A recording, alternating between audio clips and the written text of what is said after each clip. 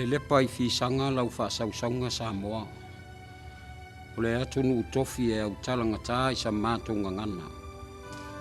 O lea ua ilo I tumu maunga. Ua mataloloa pe a wole sami. Ua ulusina le moana. Ua sou wā muliava. E mua lava o na mātou whātulo watu Samoa. I au pa ia ma ou mamalu mai le amatanga. E o atu I le ngata anga. Tulou na au sa ma whainga. E a fua mai malai tele ma malai o le vavau. Na whaaifo ai manu mai le langi. I le fale ula ta waitu a le tui manua. Se ia o I le lua loto o alii. Tulona I pa ia ma mamalu whaalupe ina o le malo tutu atasi o Samoa. I le afio I lau afionga I le au mamalu o le malo ma lau masiofo. Le afio I lau afionga I le tamaita I palemia ma lau kapeneta. Lau afionga I le fofonga fetalai ma sui mamalu o le palemene. Le afio I lau afionga I le fama sinosili ma le mamalu o fama sinonga o fanua masuafa. Tulona I ekalesia kerisiano. O loo sautia ma la ina ai au auna totofia le atua. Mo se manuia o Samoa ma atu nuu I fafo. E ta lofa I le laumua o le ekalesia. Fa potonga kerisiano I Samoa ma atu nuu I fafo. Lo malu a papa e malu ai le tō whapa ia le atua malona ma lo e whabavau. I lau whono usu le kalesia o au I le nei tausanga.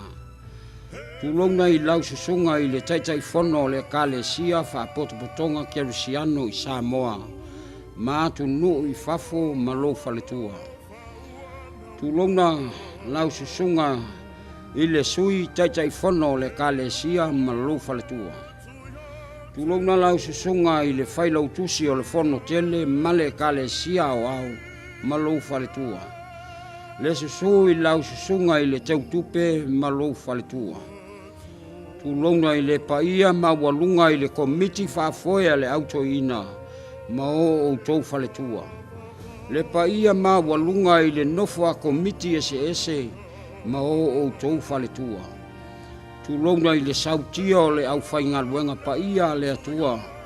I ona matanga luenga ma le nofo hapulenga. A wā le leo ina o le soifua whale nganga o e kalesia. I afi o anga ma la whanga. Tulona le taitai whono o le mafutanga o awa tina. Le pa ia o le laulau a whono. Le mamalu o le whono o awa tina I Samoa ma atu nuu I fafo. E whātu lou atu fōi le malai o le malu a papa. I le whono usu a le kalesia whapotonga kerisiano I Samoa. Ma atu nuu I fafo. E whātu lou atu fōi lau tapu a inga. I a te oe sua ma le vai whanua. Fofo ma I tūlangi. Sa ole masale a mua. Tai nane oe le lau niu sa e lua. A o se whaasausonga fōi I a te oe le manua tele. I a whaatui o le motu ma to'o le whale ula. Tulou na lama. O le a sosopo ia le manu vale I tia sa o le seunga. A o ala le mafua alii I lau whaasausonga Samoa. E mai o ai so mātou leo ma le anganga whaalo alo tele. Mātou te whaasila atu ai, le tu ua o le malo, o le susunga I le toi ina whaatonu, lo mātou ta mā whaale anganga, le susunga I a ai le pata le uta. I le maota ngase o ulu o matotua, I le 5 ma le 3 minute, e te ai le 10 tasi I le pō o le aso tofi, aso 10 tasi o me, lua tolu. Le tu ua o le malo, o le susunga I le toi ina whaatonu, lo mātou ta mā whaale anganga, le susunga I a ai le pata le uta. I le maota ngase o ulua matotua. I le 5 minute. E te ai le 10 tasi i le pō le aso tofi. Aso 10 tasi o me lua o lua tolu. Ua whaia i nei le niwo le awa. Ua motu le whau o le pasina. Ua malili le funga o le la au sa ola lau siusi i to tonu o le kalesia. Wha potopotonga Kerusiano i Samoa i sa tapuala. A o se lupe fo i sa toa i ai o wha moe moenga. Ma le tapua inga i pa ia o a inga. A wā ua wala au le atua i lana au auna. A o iai la lafa a malo longa i le tolu masina. E tu sa ai ma le wha vai o le kalesia wao. Le susunga ia ai le pata le uta. O le toi ina wha tonu o le matanga luenga a ana. O le toi ina foi o le pūlenga lofi. O leo walangia ai maota o le ngaluenga. Sa susu ai le toi ina wha tonu ma le whaletua. O le pūlenga ma le matanga luenga a ana. Ua ngau o le saa i le maota i vai au au. E a fio ai to le paiali o le matua i tō finga o le a inga sa tuala.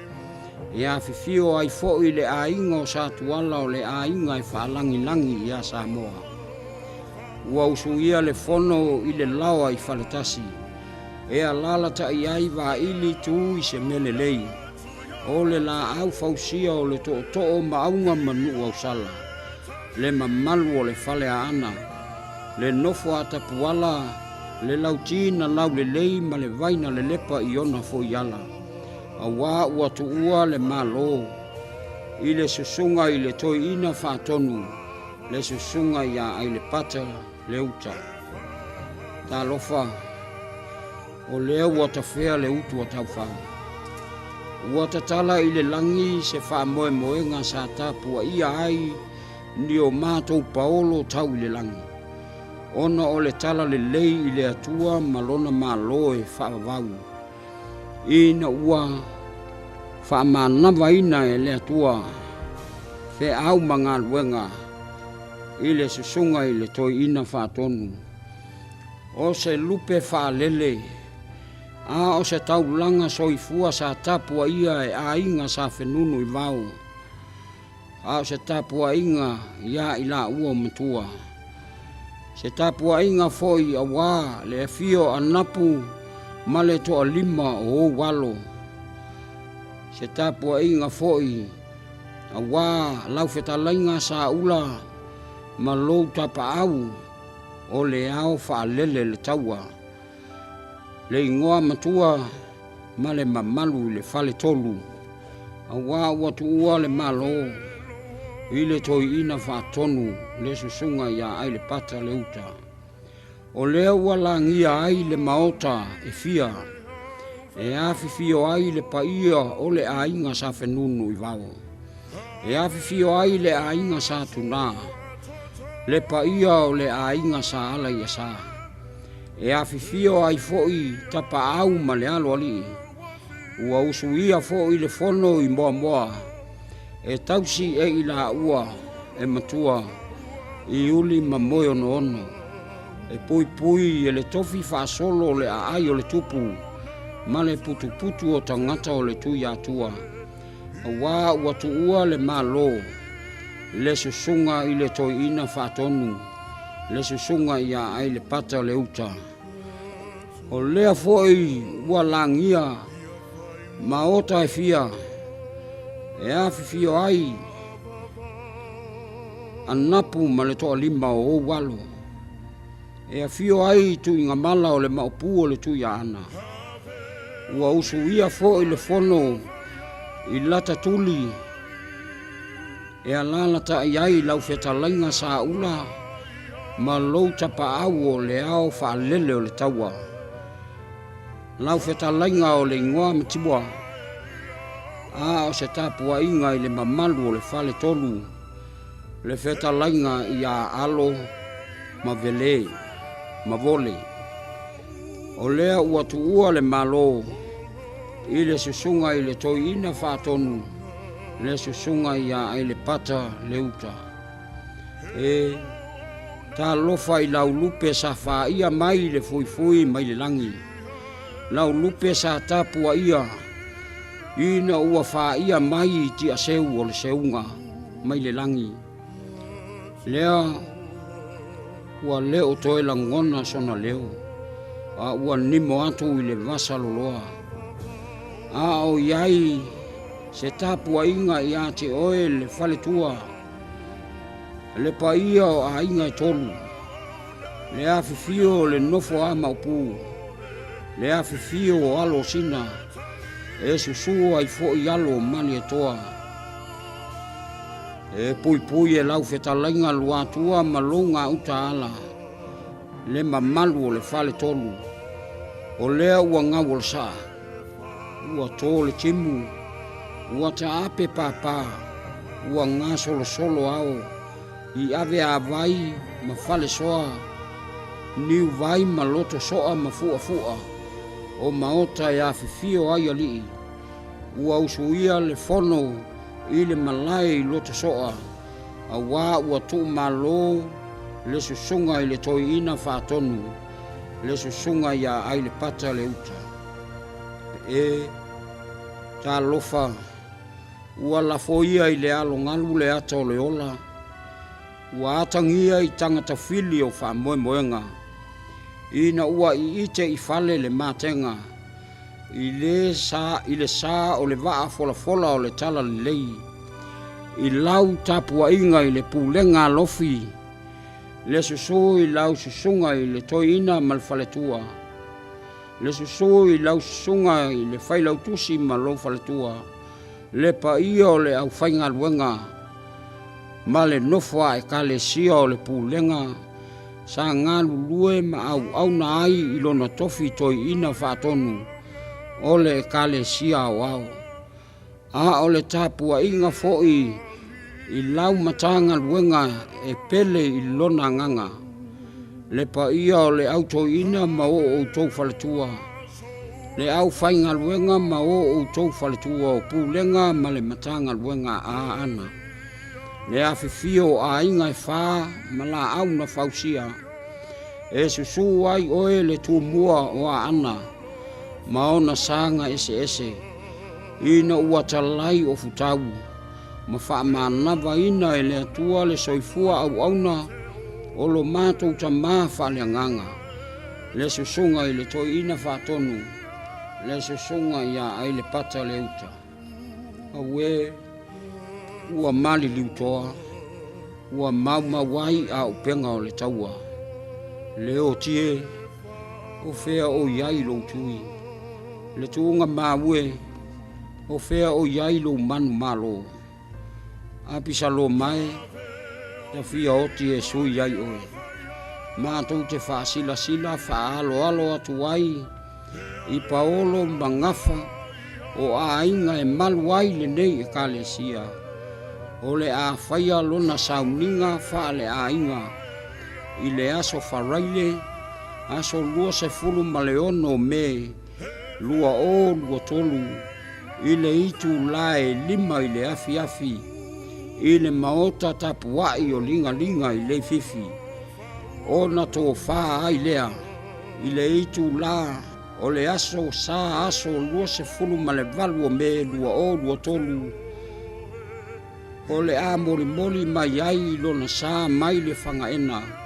O linga i le fifi, i le itu la e tasi le awa uli, ma ngai antu wai i lona maota malana e ka le sia, e pele i lona nganga, e ka le sia wha potopotonga Kerisiano i Samoa i Satapuala, mo lana to e lotu i lona malu malana e ka le sia, male nuu, a maea, ona tō wha ai lea mo leo leonga o le pō.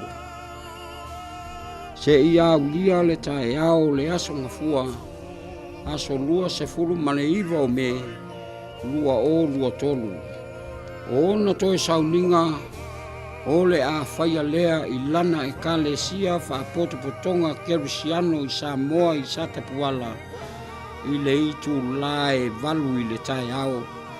Aso ngafua, aso lua se fulu ma le iwa o me, lua o lua tolu. A maea, ona moli moli atu leo lona sa, i lona a inga i fale fa, malango mawai. Ia manuia tele lau malanga tama, lau susunga i le toi ina whaatonu, ai le pata le uta. Sainia le nei whaasila silanga ma le whaalo alo tele, le fale tua i ano foanga o alii ai le pata le uta, le whana upele,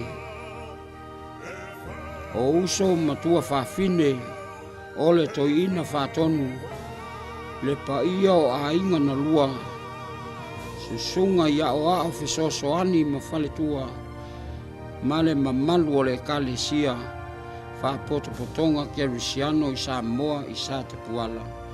So i fua.